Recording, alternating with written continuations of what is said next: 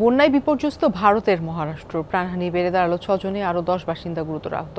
একজনের অবস্থা সংকটাপন্ন। সোমবার সকালে 3 ঘন্টায় 109 মিলিমিটার বৃষ্টিপাত রেকর্ড করা হয়েছে নাগপুরে। এখনও অঞ্চলটিতে বহাল জরুরি অরেঞ্জ অ্যালার্ট। প্রবল বন্যায় ভেসে গেছে নিচু লোকালয়। ভূমিধসে ভেঙে পড়েছে বহু ঘরবাড়ি। ভুক্তভোগী পরিবারগুলোর জন্য 10,000 রুপি ক্ষতিপূরণের আশ্বাস দিয়েছেন উপমুখ্যমন্ত্রী। এইদিকে রাজ্যের থানে ও রায়গড় এলাকায় ইয়েলো অ্যালার্ট জারি থাকবে 26 সেপ্টেম্বর পর্যন্ত। মুম্বাইয়ে পরিস্থিতি অনেকটাই স্বাভাবিক। শুক্রবার থেকেই মহারাষ্ট্রের একাংশে হচ্ছে ভারী বৃষ্টিপাত, যার প্রভাবে গোদাবরী নদীর পানি অতিক্রম করেছে বিপদসীমা। দুর্গত এলাকায় আটকা পড়া 500-র মতো মানুষকে সরানো হয়েছে নিরাপদ আশ্রয়।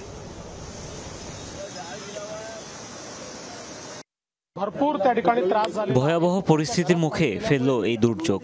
ঘরবাড়িতে ঢুকেছে বন্যার পানি। খাবার কাপড়ের মতো মৌলিক জিনিসপত্র তো রয়েছেই, নষ্ট করেছে বিছানা, ইলেকট্রনিক্স যন্ত্রপাতি। নিঃসন্দেহে এটি সবার জন্যই বড় লোকসান।